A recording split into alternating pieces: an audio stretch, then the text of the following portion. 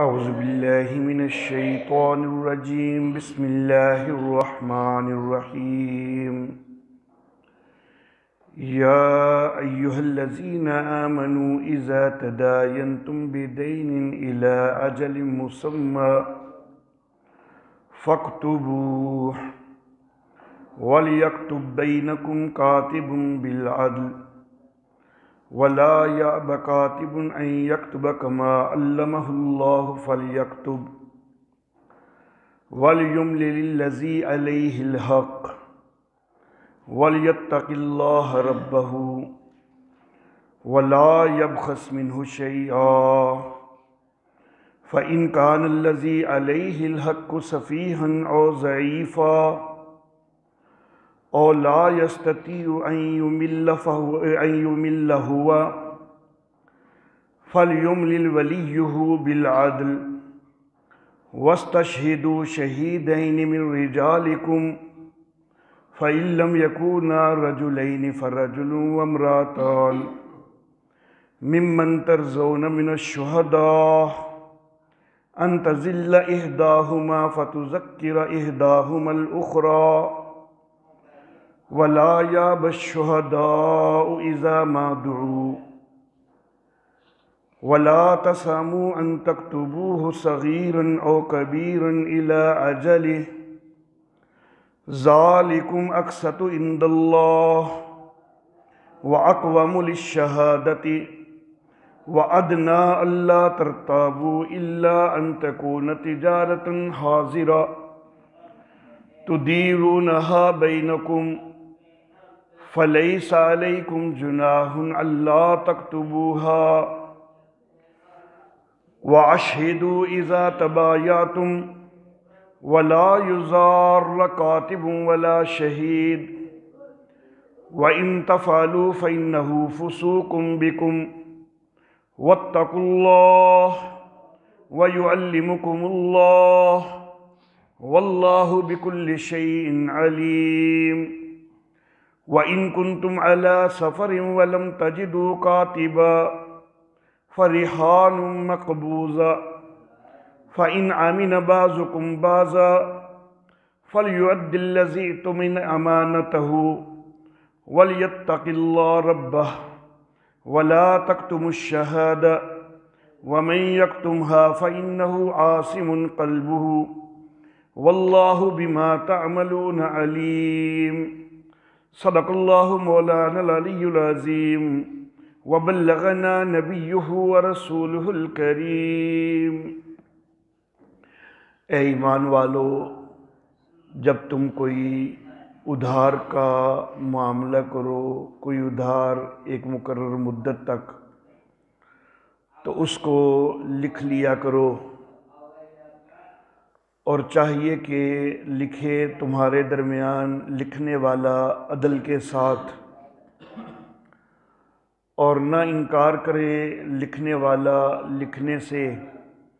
جس طرح کہ اللہ نے اس کو سکھایا ہے تو اس کو چاہیے کہ وہ لکھے، اور چاہیے کہ لکھوائے وہ کہ جس کے ذمہ حق ہے، اور وہ ڈرے اللہ سے جو اس کا رب ہے، اور وہ اس میں سے کچھ بھی کمی نہ کرے۔ پھر اگر وہ کہ جس کے ذمہ حق ہے ناسمجھ ہو یا کمزور ہو،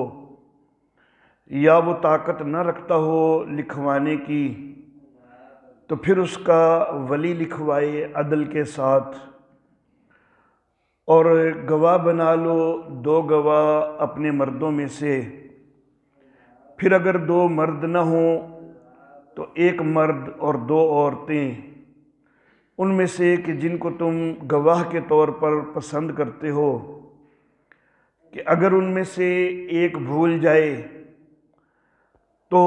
یاد دلا دے اس کو دوسری، اور نہ انکار کریں گواہ جب ان کو بلایا جائے، اور نہ سستی کرو لکھنے سے، خواہ چھوٹا معاملہ ہو یا بڑا معاملہ ایک مدت تک۔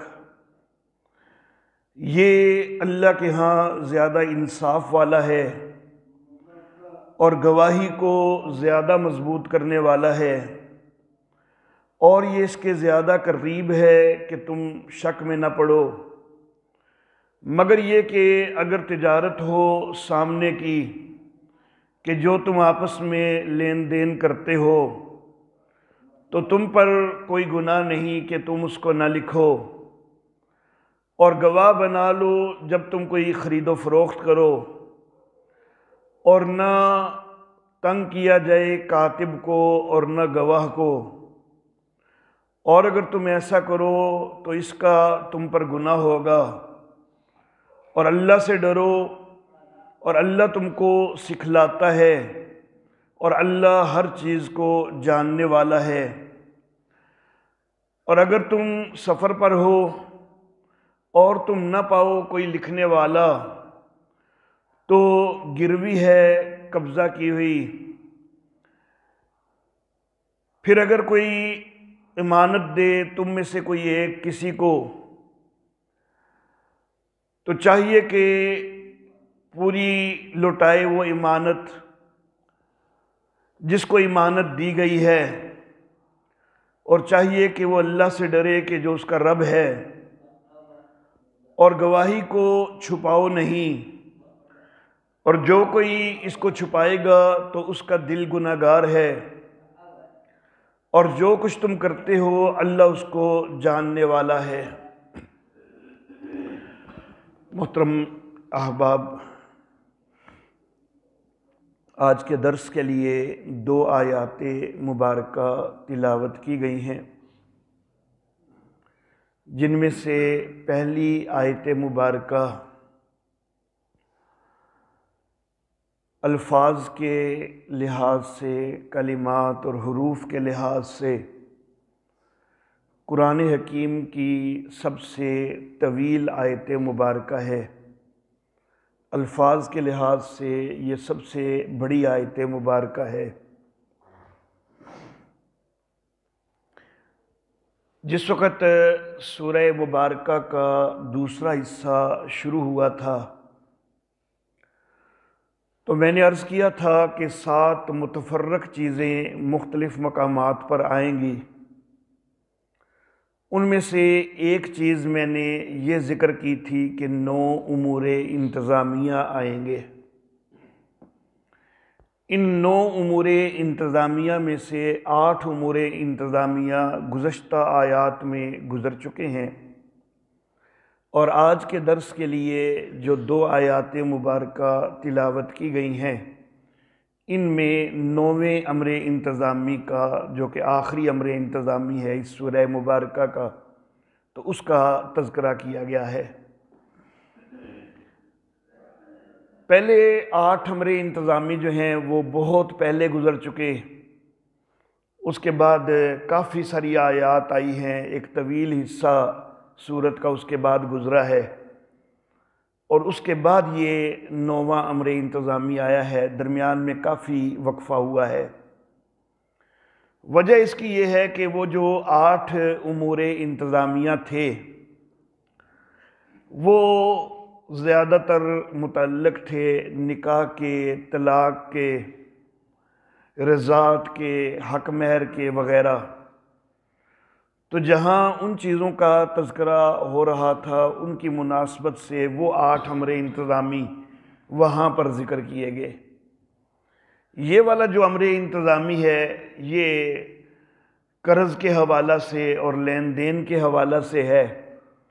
تو اس کا تذکرہ یہاں پر مناسب تھا، کیونکہ یہاں اس سے پچھلی آیات جو 3 رکوع گزرے ہیں ان کے اندر اللہ کی راہ میں خرچ کرنے کا بھی مسلسل تذکرہ آ رہا ہے، اور پھر ان میں سے آخری رکوع میں سود کا بھی ذکر ہوا، اور سود بھی قرض کے اوپر ہی ہوتا ہے، تو پھر یہ قرض کے حوالہ سے جو امر انتظامی ہے اس کو یہاں بیان کرنا زیادہ مناسب تھا۔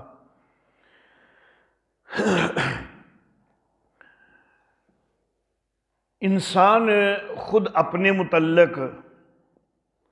اتنا نہیں جانتا کہ جتنا انسان کا رب انسان کے متعلق جانتا ہے۔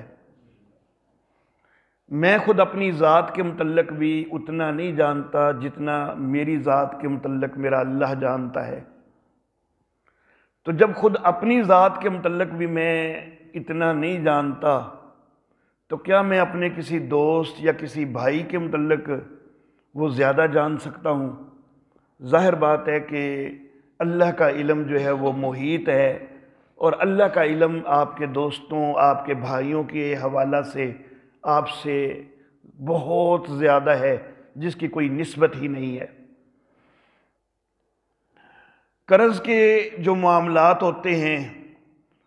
تو عموماً قریبیوں کے ساتھ ہوتے ہیں، دوستوں کے ساتھ، بھائیوں کے ساتھ۔ اللہ رب العزت یہاں پر یہ حکم دے رہے ہیں کہ ایمان والو، جس وقت کوئی ادھار کا معاملہ ہو، ایک مقرر مدت تک کوئی تم نے ادھار کا لین دین کرنا ہو تو اس کو لکھ لیا کرو۔ لیکن اکثر اوقات ہمارے معاشرہ میں اس معاملہ میں سستی کر دی جاتی ہے۔ اس حوالہ سے کبھی شرم آڑے آ جاتی ہے کہ یار میں اپنے بھائی سے معاملہ کر رہا ہوں تو لکھوں گا تو وہ کیا سوچے گا۔ حالانکہ یہ شرم آڑے نہیں آنی چاہیے، اللہ کا حکم ہے کہ لکھ لیا کرو، تو بے شک سگا بھائی کیوں نہیں ہے، لکھنا چاہیے۔ کبھی حد سے زیادہ اعتماد ایک دوسرے کے اوپر وہ آڑے آ جاتا ہے کہ یار وہ تو بالکل میرا اس کے اوپر 100% اعتماد ہے، تو کیا ضرورت ہے مجھے لکھنے کی۔ لیکن بھئی اعتماد جتنا بھی ہے، حکمت کا تقاضا یہی ہے کہ جو اللہ رب العزت نے حکم دیے ہیں تو خیر انہی میں ہے، اور ان کے اوپر عمل کرنا جو ہے وہی بہتر ہے۔ بے شک آپ کو 100% اعتماد ہی کیوں نہیں، پھر بھی لکھ لینا ہی زیادہ بہتر ہے۔ بہت زیادہ قابل اعتماد ہے،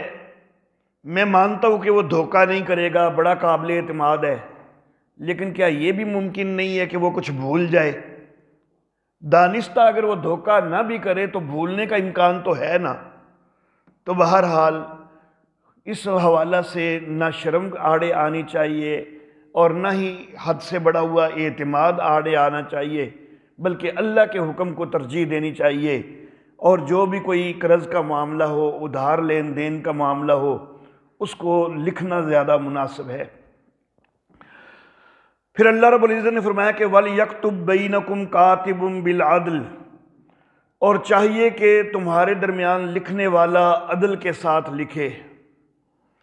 جس وقت یہ آیت مبارکہ نازل ہوئی ہے تو اس وقت عربوں کے اندر بہت کم افراد تھے کہ جو لکھنا جانتے تھے۔ تو بظاہر یوں لگتا ہے کہ یہ اس ماحول کے تناظر میں ہے اور اس ماحول سے ہی متعلق ہے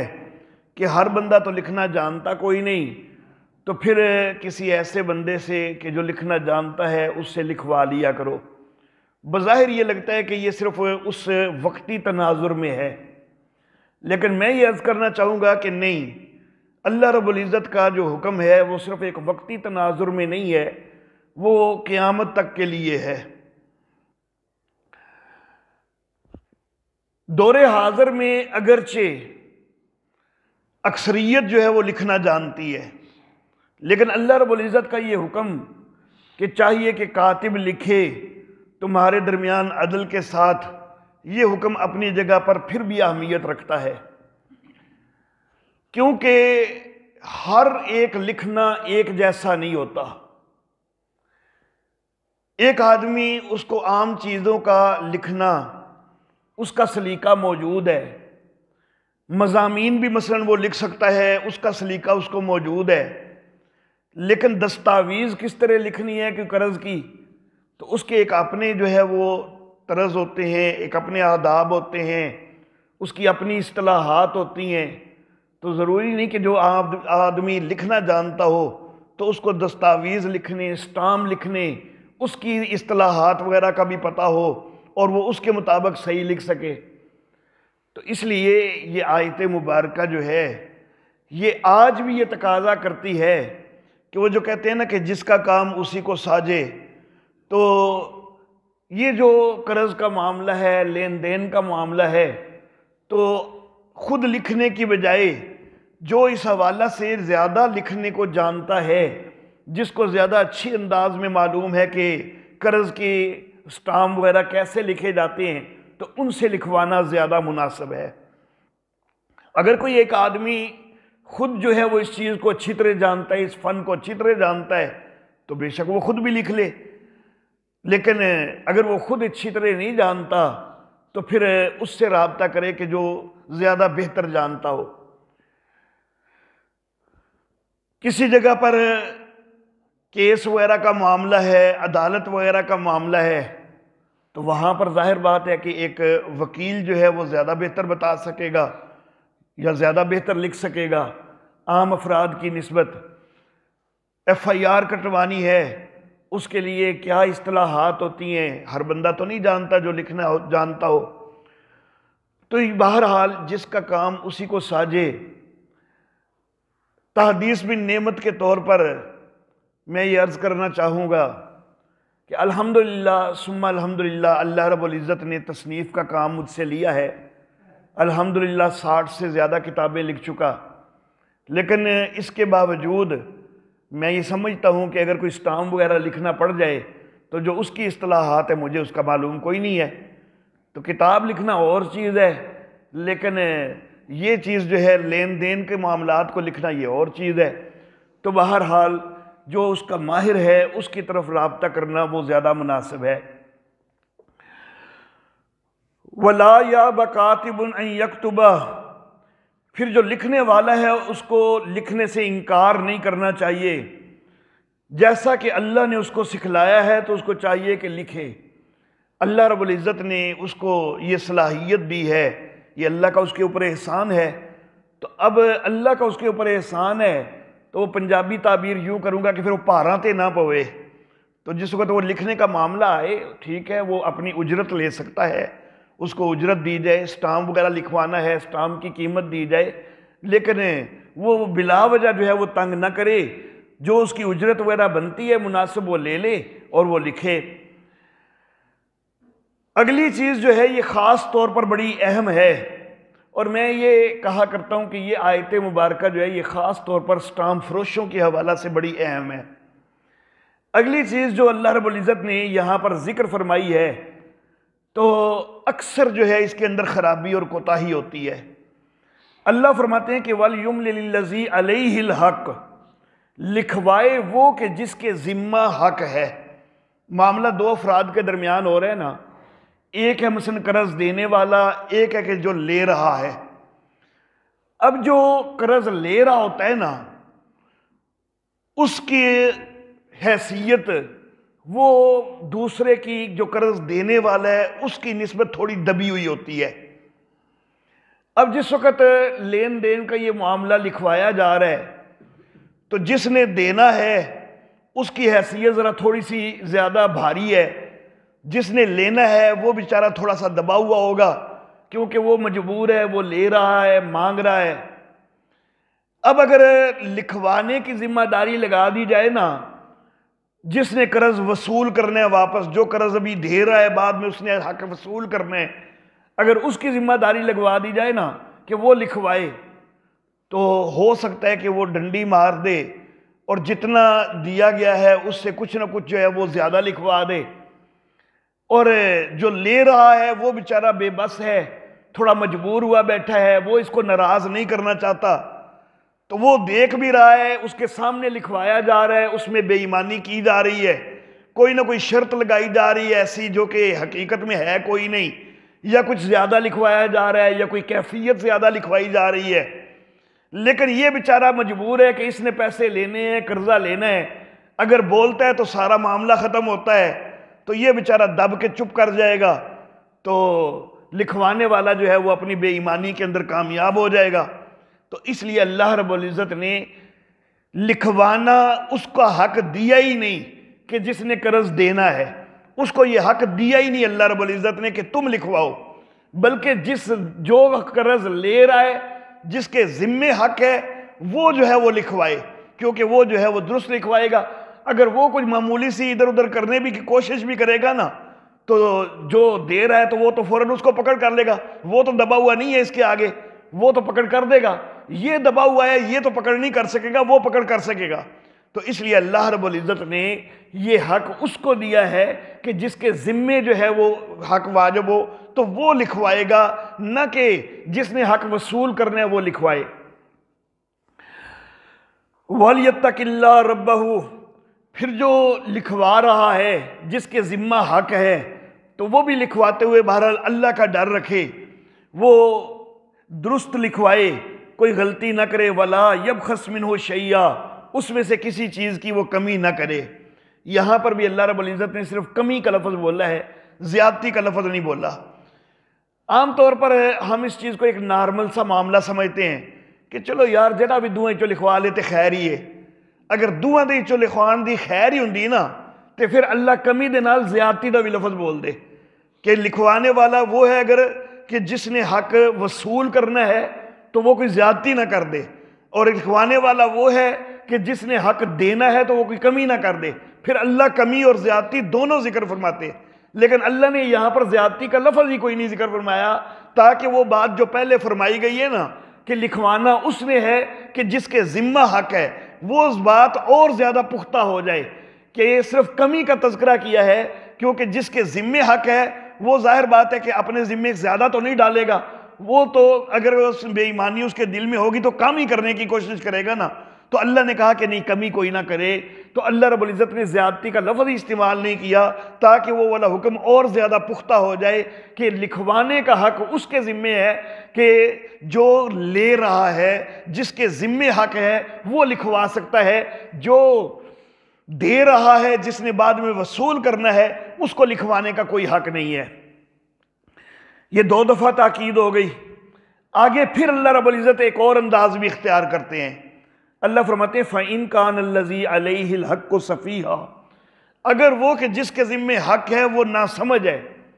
کیونکہ عموماً یہ بہانہ بنایا جاتا ہے نا، جو دینے والا ہے نا وہ کہتا ہے جی انہوں کی پتہ ہے کہ میں لکھوائی دی عبارت میں لکھوانا وا، تو وہ اس کو ناسمجھ ہونے کا تانا دے دیتا ہے۔ اللہ فرماتے ہیں ناسمجھ بھی ہے نا وہ، تجھے پھر بھی حق کوئی نہیں کہ تو لکھوائے،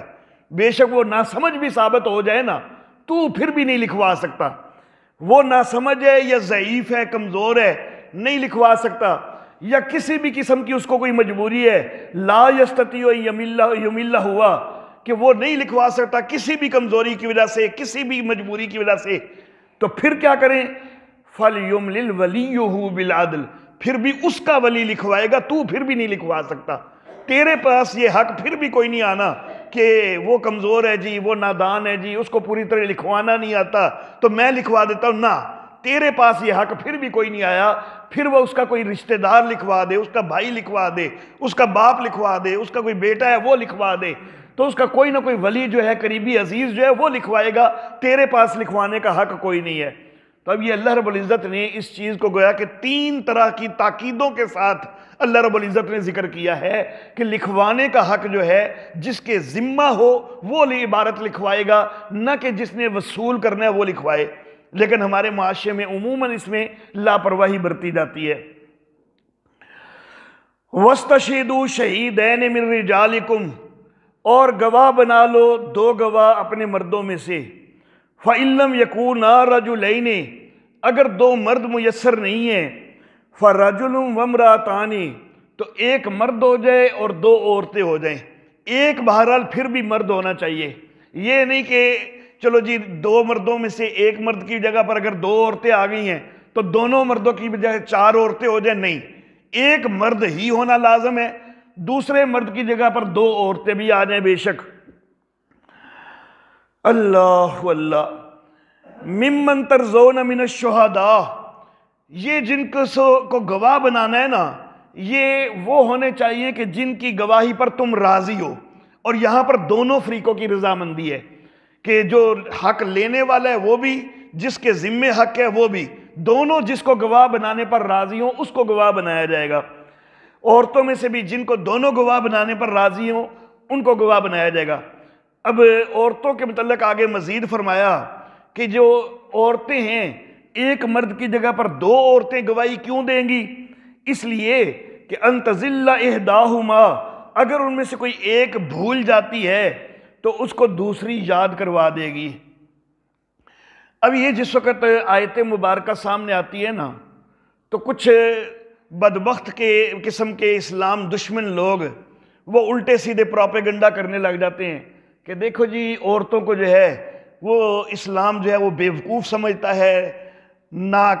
فہم سمجھتا ہے، عورتوں کو جو ہے وہ گواہی میں جو ہے پیچھے رکھا گیا ہے، ان کو حق ہی نہیں اتنا دیا گیا کہ وہ پوری گواہی دے سکیں، ان کی گواہی کو آدھی قرار دیا گیا ہے۔ اس طرح کے پروپیگنڈے کیے جاتے ہیں۔ میں یہ عرض کرنا چاہوں گا کہ تم ان حکمتوں کو نہیں سمجھتے کہ جن حکمتوں کی بنا پر یہ حکم دیے گئے ہیں۔ اللہ رب العزت کا ہر حکم بڑی حکمتوں سے معمور ہوتا ہے۔ یہاں تو عورت کو پھر بھی گواہی کا حق دے دیا گیا ہے، حدود کے معاملہ میں تو عورت کو گواہی کا حق دیا ہی کوئی نہیں گیا۔ وہاں پر 4 مرد گواہ ہوں گے تو تب جو ہے وہ حد لگے گی، اب وہاں پر عورت کو حق دیا ہی کوئی نہیں گیا، 4 مرد گواہ ہونا اس کو لازم قرار دے دیا گیا، تو وہاں پر پھر اور زیادہ گویا کہ عورت کے حق کے جو ہے وہ غصب کیا گیا۔ نہیں، ایسا نہیں ہے، بلکہ معاملہ یہ ہے کہ حدود کے معاملہ میں جس کے خلاف گواہی دینی ہے عدالت اور قانون کی نظر میں تو وہ ہے ملزم، لیکن جو گواہی دے رہا ہے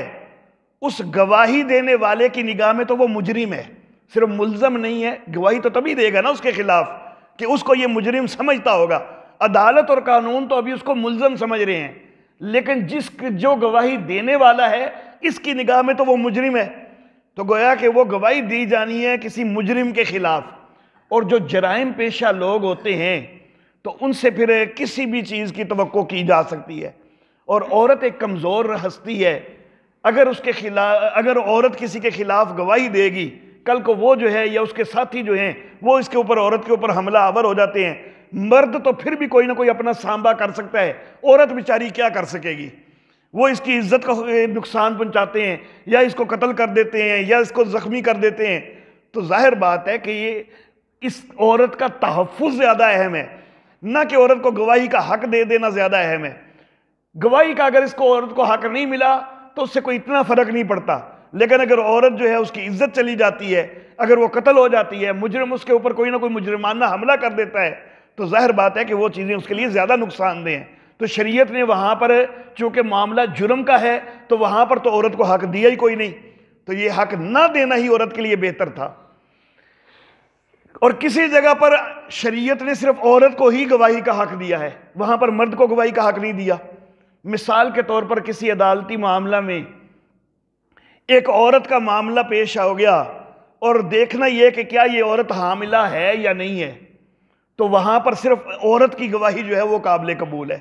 ایک عورت گواہی دے دے جو کہ حمل کی تفصیلات کو اچھی طرح جاننے والی عورت ہو، تو وہ گواہی دے دے تو اس کی گواہی لی جائے گی، حتیٰ کہ اس عورت کا خامد بھی گواہی دے نا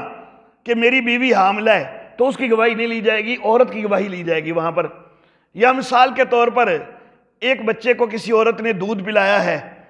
اب رضاعت کا مسئلہ ہے، اس کی گواہی دینی ہے کہ یہ اس کی رضائی ماں ہے، تو یہاں پر بھی عورت کی گواہی مقبول ہے، مرد کی گواہی مقبول کوئی نہیں۔ تو یہاں پر کیا یہ کہا جائے گا کہ اب یہ مرد کے اوپر جو ہے وہ ناانصافی کی گئی ہے، ظلم کیا گیا ہے کہ مرد کو گواہی کا حق نہیں دیا گیا؟ نہیں بھائی، یہاں پر معاملہ عورتوں سے متعلق ہے تو یہاں عورت ہی کی مناسب ہے۔ اب یہ جو معاملہ ہے کہ یہاں پر عورت کو حق تو دے دیا گیا لیکن اس کو تھوڑا پیچھے رکھا گیا، ایک مرد بہرحال ضرور ہو اور عورتیں جو ہیں دوسرے مرد کی جگہ پر 2 ہوں، تو اس کی وجہ یہ ہے کہ ہر ایک کا ایک رجحان فکر ہوتا ہے، ایک ذہنی رجحان ہوتا ہے ہر ایک کا۔ مردوں کا ذہنی رجحان لین دین کے معاملات وغیرہ کی طرف ہوتا ہے عموماً، عورتوں کا اس کی طرف اتنا ذہنی رجحان کوئی نہیں ہوتا۔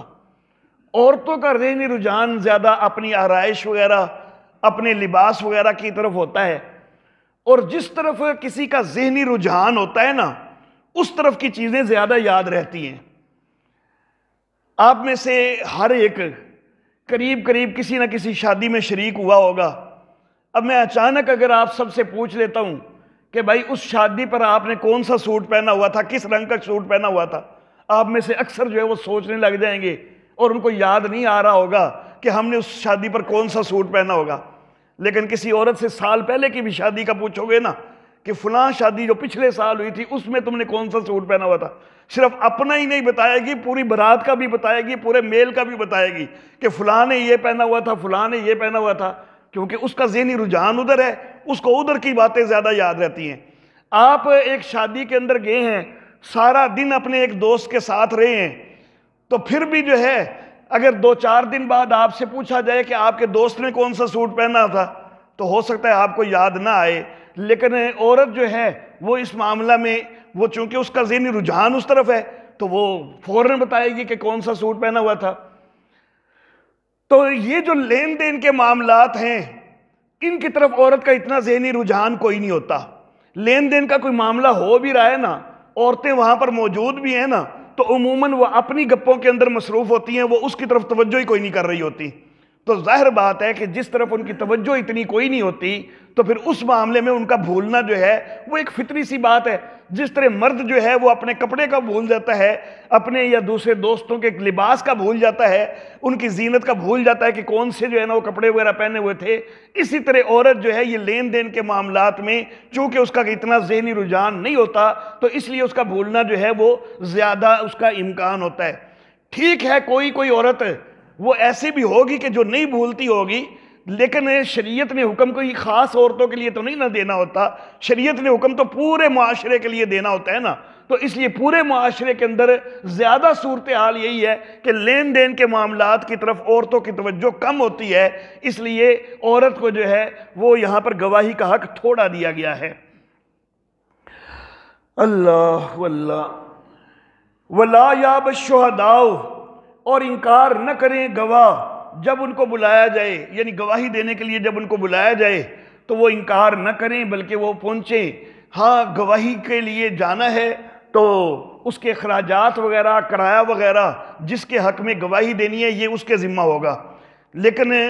وہ جتنا ان کا کوئی کرایہ وغیرہ بنتا ہے اس کا تو چلو وہ مطالبہ کر سکتے ہیں، اس سے زائد جو ہے وہ نخرے کریں اور ناجائز مطالبے کریں، ایسا نہیں ہونا چاہیے، اور بلا وجہ کی ٹال مٹول نہ کریں۔ ہاں البتہ بعض اوقات ہو جاتا ہے کہ کوئی شرعی عذر ہوتا ہے تو اس وقت وہ کہہ سکتا ہے کہ بھائی عدالت میں جانا ہے تو تم جا کے اگلی کوئی تاریخ جو ہے وہ ڈلوا لو، میں آج نہیں جا سکتا، تو کوئی شرعی عذر ہو تو پھر تو ایسے کر دے، لیکن عام حالات میں جو وہ ہے بھی فارغ تو پھر بلا وجہ انکار کوئی نہ کرے۔ وَلَا تَسَمُوا أَن تَكْتُبُوهُ صَغِيرًا أَوْ كَبِيرًا، سستی نہ کرو لکھنے سے، خواہ وہ معاملہ کوئی چھوٹا ہے یا بڑا ہے، چھوٹا معاملہ ہے ادھار کا قرض کا تب بھی لکھ لو، بڑا معاملہ ہے تب بھی لکھ لو اس کی مدت تک۔ ذَلِكُمْ أَقْسَطُ عِندَ اللَّهِ، یہ اللہ کے ہاں زیادہ انصاف والی بات ہے، یہ انصاف اس کے ساتھ برقرار رہے گا۔ نہ لکھو گے تو کئی چیزیں جو ہیں وہ فراموش ہو جائیں گی، بھول جائیں گی، کئی جزیات بھول جائیں گی تو عدل نہیں ہو سکے گا بعد میں۔ وَأَقْوَمُ لِلشَّهَادَةِ، یہ گواہی کو زیادہ پختہ کرنے والا ہے۔ لکھا ہوگا نا تو پھر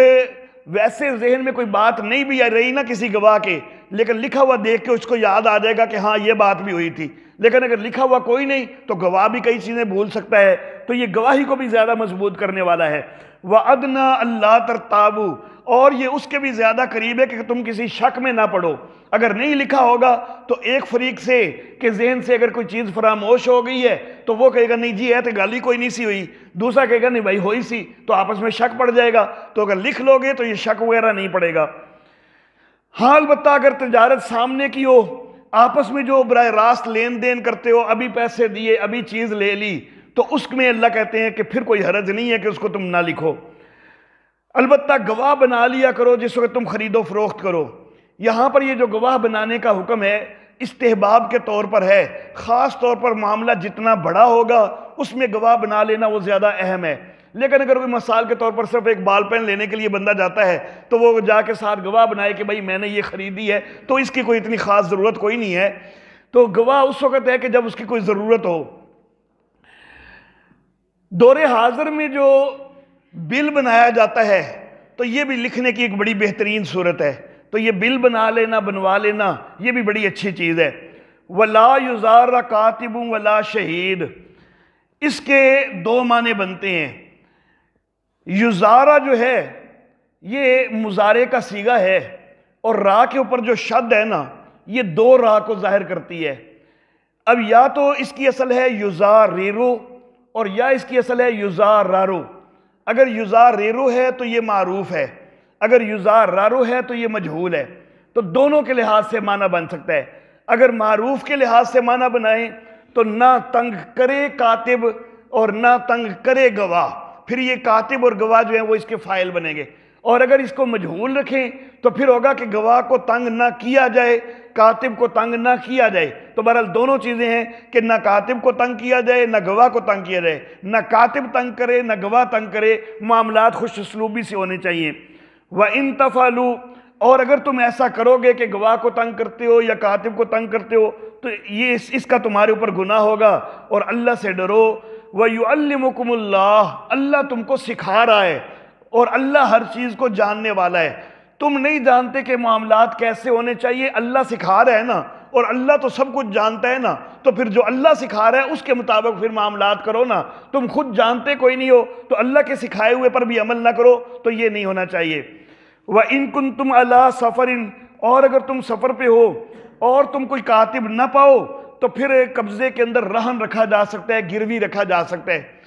جو چیز گروی رکھی جاتی ہے نا، اس میں عموماً ہمارے معاشرے میں خرابی ہوتی ہے کہ گروی رکھی ہوئی چیز کو استعمال کرنے لگ جاتے ہیں لوگ، حالانکہ شرعی حکم یہی ہے کہ جو چیز گروی رکھی گئی ہے، رہن رکھی گئی ہے، اس کو استعمال کرنا جائز نہیں ہوتا، کیونکہ رہن رکھ کے قرض لیا جاتا ہے نا۔ اب جو قرض لیا ہے، مثال کے طور پر 1 لاکھ روپیہ قرض لیا ہے، اب یہ اس کے بدلے میں کوئی چیز گروی رکھ دی ہے، اب یہ 1 لاکھ پورا واپس کرنا ہے، تو یہ تو 1 لاکھ کے بدلے 1 لاکھ، یہ تو قرض کا جو ہے لین دین پورا ہو گیا۔ اب اس گروی سے جو فائدہ اٹھایا گیا ہے، اگر گروی کو استعمال کیا گیا تو فائدہ اٹھایا گیا ہے، تو وہ قرض دے کر تو فائدہ اٹھایا گیا نا، اور قرض دے کے فائدہ اٹھانا یہی تو سود ہوتا ہے۔ تو گروی چیز کو استعمال کرنا یہ سود ہوتا ہے، یہ جائز نہیں ہوتا۔ اس میں کچھ تفصیلات لمبی چوڑی ہوتی ہیں، کچھ صورتیں جواز کی ہوتی ہیں، وہ جس وقت کوئی کسی کا گروی کا معاملہ ہو تو کسی جید عالم سے بہرحال تفصیل پوچھ لینی چاہیے، اس وقت زیادہ جو ہے وہ وقت نہیں ہے تفصیلات کا۔ فَإِنْ أَمِنَ بَعْضُكُمْ، یہاں پر اب گروی کا تذکرہ ہوا نا، اور ساتھ ہی امانت کا تذکرہ کیا کہ جس طرح امانت رکھی ہو نا کسی کے پاس تو اس کو استعمال کرنی جائز کوئی نہیں ہوتی، اسی طرح گروی رکھی ہے نا تو اس کو استعمال کرنا جائز کوئی نہیں۔ اگر کسی نے کسی کو کوئی امانت دی ہے تو چاہیے کہ جس کو امانت دی گئی ہے وہ پوری امانت کو واپس کرے۔ وَلْيَتَّقِ اللَّهَ رَبَّهُ، اور اللہ سے ڈرے جو اس کا رب ہے۔ وَلَا تَكْتُمُوا الشَّهَادَةَ، اور گواہی کو چھپاؤ نہیں۔ پیچھے بھی گواہی کا تذکرہ آ رہا ہے اور یہاں پر امانت کا تذکرہ کیا نا، تو گواہی بھی تمہارے پاس ایک امانت ہے۔ جس طرح تمہارے پاس کوئی امانت ہو اس کو تم نے پورا پورا ادا کرنا ہے، تو گواہی بھی تمہارے پاس ایک امانت ہے، جس وقت گواہی دینے کی ضرورت ہو تو گواہی پوری ادا کرو۔ وَمَن يَكْتُمْهَا، جو کوئی گواہی کو چھپائے گا، فَإِنَّهُ عَاصِمٌ قَلْبُهُ، تو اس کا دل گناہ گار ہے۔ وَاللَّهُ بِمَا تَعْمَلُونَ عَلِيمٌ، اور اللہ جو کچھ تم کرتے ہو اس کو دیکھنے والا ہے۔ وَآخِرُ دَعْوَانَا أَنِ الْحَمْدُ لِلَّهِ رَبِّ الْعَالَمِينَ۔